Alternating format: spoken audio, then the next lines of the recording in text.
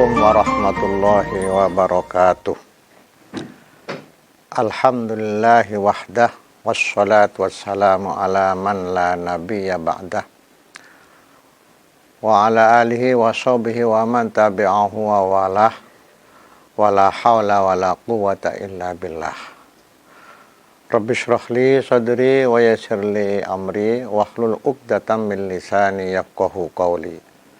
Subhanaka la ilma lana illa ma 'allamtana innaka antal alimul hakim waj'al a'malana khalisatan liwajhikal karim ya fattahu ya alim ya fattahu ya alim ya fattahu ya alim iftah alaina futuhal arifina birahmatika ya arhamar rahimin amin ya rabbal alamin. Amma ba'du, para pemirsa dari warga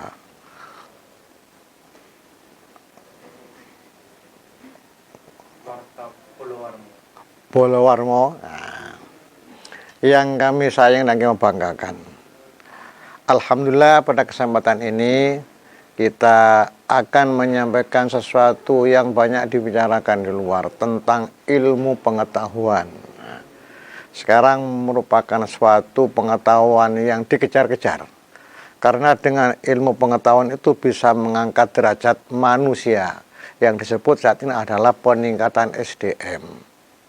Sebenarnya hal itu sudah lama pada zaman Rasul Shallallahu Alaihi Wasallam. Hanya sebagai implementasinya itu banyak dilakukan pada akhir-akhir ini. Kajian-kajian dalam Al-Quran yang ada hubungan dengan teknologi dan sebagainya. Ini semuanya terdapat dalam dunia Islam pada awalnya. Nah, Bolowarmo yang kami banggakan, kita ambil yang banyak terjadi tengah-tengah kita aja lah. Nah, kita berbicara dengan masyarakat menengah ke atas barangkali demikian. Tidak sampai yang muluk-muluk. Kalau yang muluk-muluk itu ukurannya orang yang menengah ke atas dalam ilmu pengetahuan. Sekarang kita lihat manfaat apa di antara ilmu yang kita capai, yang kita pelajari selama ini. Kita berpijak pada sabda Rasulullah Shallallahu Alaihi Wasallam. Idza aradallahu bi'abdihi khairan faqqahahu fid din wa basyarahu an uyubi nafsih wa zahadahu anid dunya. Ada tiga hal ya. Allah akan mengangkat derajat kita semua dan akan menjadikan kita orang yang lebih baik. Di sana dijelaskan oleh Rasulullah Shallallahu Alaihi Wasallam, ketika Allah Ta'ala menghendaki hambanya dijadikan orang yang baik, maka Allah akan diberikan tiga hal. Akan diberikan tiga hal yang menjadi pokok daripada orang itu akan menjadi orang baik. Yang pertama, faqqahahu fiddin. Dia akan diberi mengerti tentang agama. Nah, kalau kita berbicara tentang ngerti, ini pasti ilmu. Sebab Rasulullah menyatakan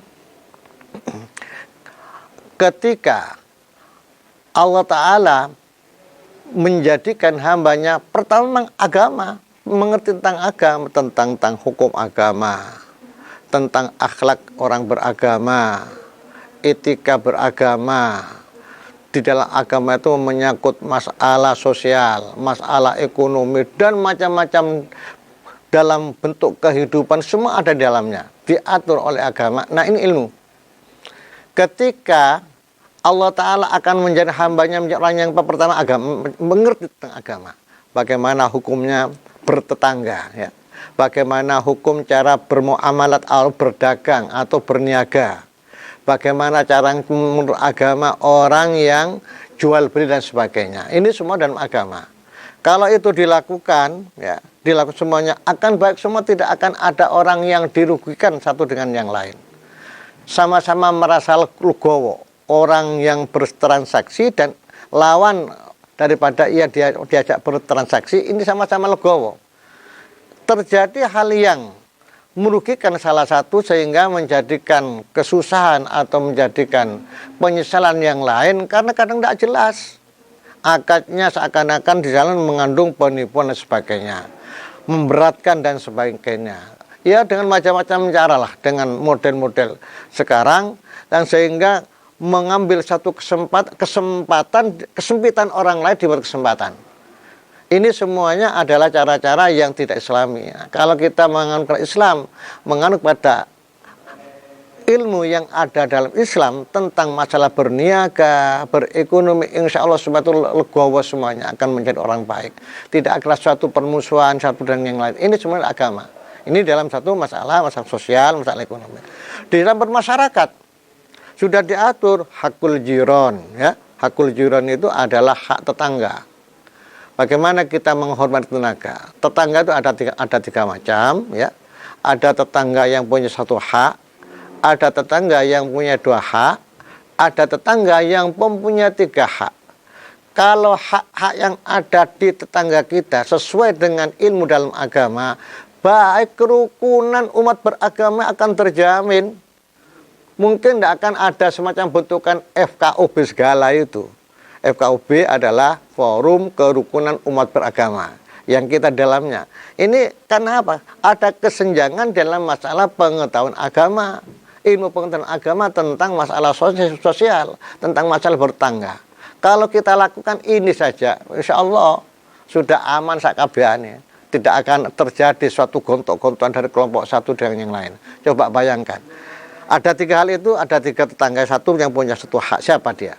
Tetangga yang non-muslim, tapi tetangga tetap kita harus hargai, punya satu hak.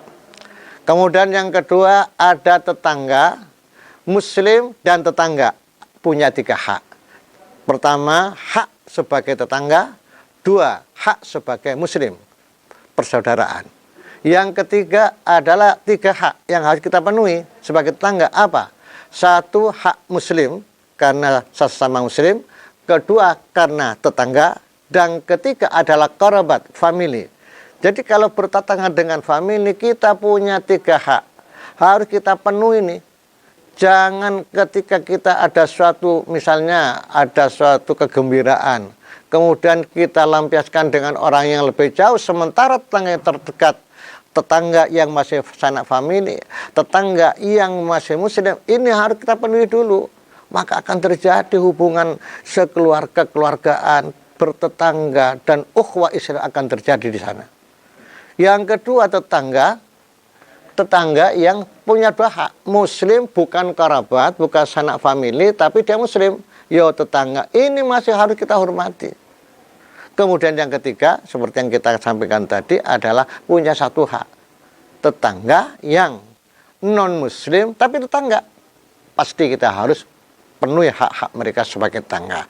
Nah, bagaimana bentuk kita perbaiki? Ya, tentunya kita sesuaikan dengan keadaannya. Kalau non-muslim, ya kita toleransi dalam segala kehidupan sosial, integrasi setiap harinya, berkomunikasi setiap harinya bagus, tanpa menyinggung tentang masalah akidah atau acara-acara yang sifatnya sangat mendalam, sangat agamis. Ini tidak boleh, tidak menyinggung ke sana.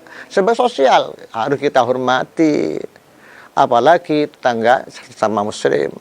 Terjadi gontok-gontok Islam sama muslimnya karena ini yang pertama, manfaat daripada ilmu. Yang kedua, wa basyarahu an uyubi nafsihi. Allah Ta'ala akan memberikan kecerahan tentang kekurangan dirinya sendiri. Diketok no cacat awake, ditampakkan kekurangan dirinya. Jadi kalau sudah nampak kekurangan dalam diri kita ini, kita tidak akan mungkin mencari-cari kekurangan orang lain. Tidak akan mungkin kita akan mencari cacat-cacat atau sesuatu yang kurang daripada orang lain. Bagaimana kita akan menteliti atau mencari-cari kesalahan orang lain, sementara dalam dirinya sendiri itu masih banyak kekurangan. Kekurangan dalam ibadahnya, kekurangan dalam ilmunya, kekurangan dalam ilmu pengetahuannya, dan banyak sekali. Nah, Kalau kita sadar bahwa kita banyak kekurangan, insya Allah tidak akan terjadi pengguncingan, tidak akan terjadi hasud, penyakit hati, ini katakan dengki, tidak akan terjadi yang disebut kibir atau sombong, tidak akan terjadi ujub atau membanggakan diri, karena tahu bahwa dirinya itu masih banyak kekurangan yang terdapat pada diri sebagai manusia yang sangat apes, yang sangat lemah itu. Nah ini yang kedua adalah hikmah daripada ilmu pengetahuan. Dan yang ketiga adalah wazahadahu anid dunya, dia akan dizuhudkan dari dunia. Artinya apa? Dan begitu dunia jadikan suatu yang paling pokok. Dunia adalah suatu yang menjadi kebutuhan kita. Kelebihan dari itu bukan dunia. Dunia adalah sesuatu yang lebih daripada kebutuhan kita. Ini dunia. Dunia, tak balik mana? Dunia adalah sesuatu yang lebih daripada kebutuhan kita. Adapun yang menjadi kebutuhan kita sehari-hari untuk kita sendiri, untuk anak-anak kita dan keluarga kita, itu bukan dunia. Itu masih bisa dikategorikan akhirat karena digunakan untuk kepentingan beribadah, berta'abbud kepada Allah Subhanahu wa taala. Nah, kelebihan ini yang menjadi masalah nantinya, sehingga ada suatu pertanyaan, hisabnya akan berat, kan begitu, nggih? Jarane daun niku halaluhu hisabun, haramuhu adzabun. Dunia itu lek haram pasti akan mendapatkan balasan yang sengsara kelak di akhirat. Kalau halal toh halal banyak dunia, bukan yang kita katakan kebutuhan kita lebih dari itu, ini akan terjadi hisab. Hisab ada perhitungan kelak di hadapan Allah, dihitung dari mana kau menghasilkan sebanyak itu. Terus bentuk apa engkau dapat menghasilkan seperti itu? Ataupun kalau setelah engkau menghasilkan sesuatu itu ditasarufkan, dipergunakan untuk apa? Kan panjang itu. Ini barangkali yang menjadi acuan Rasulullah SAW memberikan arahan dalam sabdanya itu. Sehingga kita kalau menyadari ilmu pengetahuan dalam segala hal dalam keagamaan, kita akan aman-aman saja, damai dan damai. Ya, kita karena tidak mencegah itu, kadang-kadang kita pengetahuan ada tapi tidak mampu untuk melakukan. Nah, ini perlu hidayat, pemberian petunjuk dari Allah Subhanahu wa taala yang harus kita minta kepada Allah pada tiap kita melaksanakan sholat 5 waktunya dalam bentuk kalimat ihdinas siratal mustaqim. Tunjukkanlah ya Allah kami ini pada jalan yang lurus agama Islam sesuai dengan Islam yang benar. Ini barangkali para pemirsa yang kami hormati ya dari Pulau Warmo, ya mudah-mudahan pencerahan ini bisa memberikan peringatan kepada diri kita sendiri dan para bolos semuanya bersama dengan taufik dan hidayah Allah Subhanahu wa taala.